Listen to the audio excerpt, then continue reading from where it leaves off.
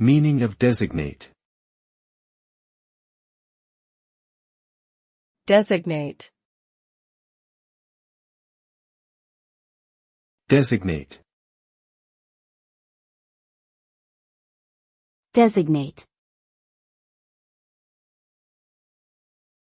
Designate. The word designate means to appoint or assign someone or something to a particular position, role, or purpose.